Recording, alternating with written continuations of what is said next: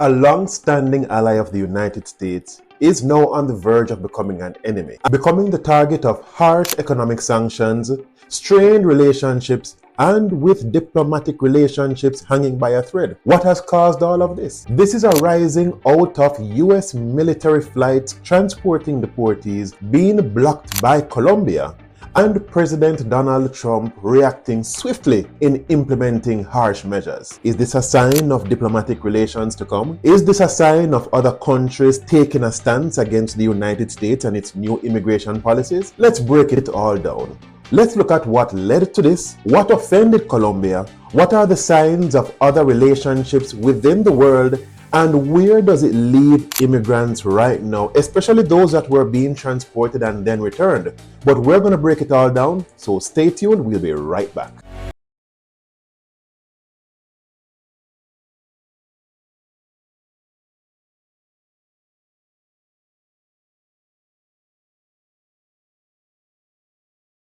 Welcome back to the Next Level Life Hacks, where we take the next steps needed to grow towards our financial freedom and our success. Now, I appreciate you clicking on this video. I appreciate the outstanding support that you have been showing. However, I just have one favor to ask of you.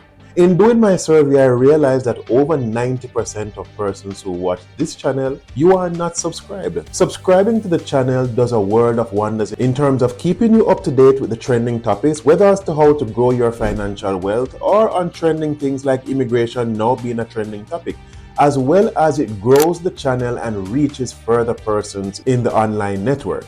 So therefore, do both of us a favor. Subscribe right now, and if you like the content by the end of this video, I ask that you also click that like button. Now let's proceed with today's topic. Now what we're looking at is a tense shift in the relationship between the United States and Colombia, and it is a key relationship. Don't take it lightly, because Colombia and the United States share a mutually beneficial relationship, one that we're going to dive deeper on later into the content. But let us first look at what has aggravated the Colombian president. What has aggravated him is not that the deportees are being returned to the country, it is how they are being returned. Have you ever heard the saying, it's not what you said, but how you said it? Well, it is being represented here. What President Gustavo Petro has a problem with is how the immigrants are being deported, the way they are being treated and being sent back to the country. Reports are that they are being returned in handcuffs, and they were denied water and restroom facilities during the flight back home. Now, one can say that if it is that you are transporting criminals, then they need to be handcuffed, because I know that even within the United States, if you are transporting criminals, especially based on the offense that they have committed, even U.S. citizens who are criminals, you are being transported from one part of the country to another, then you are being transported in either handcuffs, and sometimes you are also transported in foot cuffs as well, because you have to be restrained depending on the level of crime that you have committed. So I am kind of wondering why that is an argument right there, unless some of the persons being handcuffed were not really criminals, because we don't know what the mixture of persons were on this flight. However, the part about not being given water and not being allowed restroom facilities, we are not sure, but that is what is being reported. The other argument though is that U.S. military flights are not allowed to take off to any destination unless the receiving country has authorized this arrival. So therefore the argument is, if you signed off before the flight departed, then why is it that you have denied to receive the flight mid-flight? Those are arguments for and against that is trending right now. Now, when President Petro rejected the flight, it sent shockwaves throughout the U.S. government. And they were not slow in their response. Immediately, tariffs and sanctions and other measures were taken against Colombia. One might say this is to send a strong signal because, hey, you cannot allow this to be a trend with the other countries that are to receive their deportees. So the argument is that President Trump had to respond strongly. Also, the argument is that someone needs to take a stance regarding the humanitarian rights of the persons as to how they are being transported back to their home country.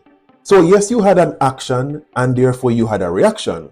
But let's look at the deeper implication and consequences. But let's backtrack a bit. What were the consequences and what were the measures that President Trump sanctioned or placed against Colombia? One is that he immediately placed a 25% tariff on all goods coming into the United States from Colombia. And if it is that Colombia did not respond favorably within 1 week, then these tariffs were to be raised from 25% to 50%. Another measure that he put in place that there would be a travel ban, and specifically mentioned here is that there would be a revocation of all visas held by government officials of Colombia. And the third measure put in place were financial sanctions. Therefore, banking and financial institutions were restricted in certain aspects. And we do not know the full measure of this as yet, but there were financial sanctions placed on banking and financial institutions. Now, one might say, so what? And the argument has always been that tariffs do not affect the exporting country, but rather the importing country, but not necessarily so. Because tariffs are an inflationary measure, yes. However, if it is that you put a 25% and a 50% on these goods, what are the goods really being affected? The three products that immediately come to mind are crude oil, coffee, and cut floors. Now, what you may not realize is that US is the largest importer of Colombian goods. Therefore, the implication on their economy is significant. As a matter of fact, on an annual basis, the United States imports $15 billion worth of goods from Colombia, representing a significant amount of their economic trade. Let's look at, for example, just coffee. United States imports 40% of the production of coffee of Colombia. Now, yes, the argument is that, but the tariff is not going to be affecting Colombia. It will only be affecting United States consumers. Not necessarily so. Because if it is that suppliers or sellers of these goods in the United States opt to purchase these products from other more affordable suppliers, then Colombia will be left with an oversupply. They will have nowhere to sell this product to, and therefore they will not have the revenue that they enjoyed to be pumped into their economy. Likewise, even if you have some retailers or suppliers who would risk and say import these goods from Colombia and then have it on the shelf, you the consumer that would go into a business place, and when you look at the price of the Colombian products, because the retailer has to pass on that increased 25% or 50% tariff, then you are going to choose other products from different sources that have a cheaper price on the shelf. So therefore, the retailer stands to suffer as well, because the Colombian products will be sitting on their shelves, not moving, inventory and cash flow tied up on the shelf. Therefore, persons will stop importing products from Colombia. So Colombia will have a real problem on their hands. But here what the other argument is. If it is the United States forces Colombia now to seek other purchases of their products, the argument is that China has been courting Latin America and will therefore have more of an influence and a stronger relationship with Colombia. And by the way, Colombia is the strongest ally of the United States in the Latin American area. So therefore, if it is that the United States and Colombia has more and more of a strained relationship, then Colombia draws closer to China, who is the United States opponent, then we can immediately see that there will be a shift in the dynamics and world power right there. So there are significant things to be worried about. It's not just the rejection of a flight and then the implementation of tariffs. It runs much deeper than that. However, what is the key question here that is being highlighted? Is this a start of objection and a resistance from countries that should be receiving United States deportees? Is this now a strong sense from the United States as to how they will be reacting to other countries if they so decide to follow the example set by Colombia?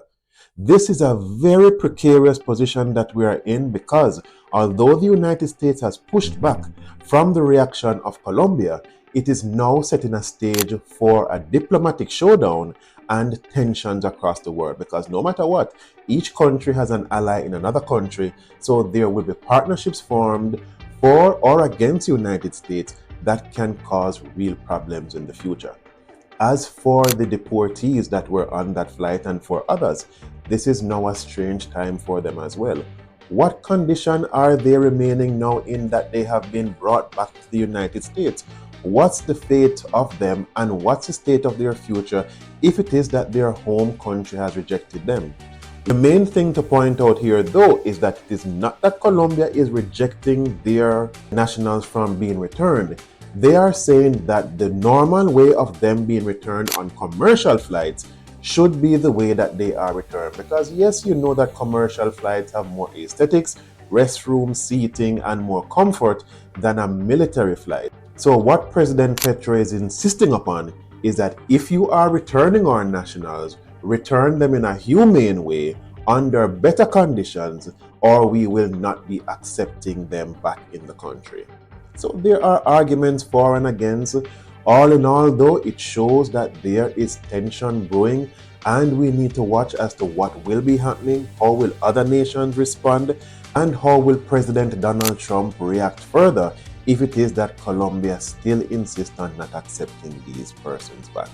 Let us, however, hope that this does not develop further, and let us hope that all in all, those being deported are not left into any more limbo than they need to be.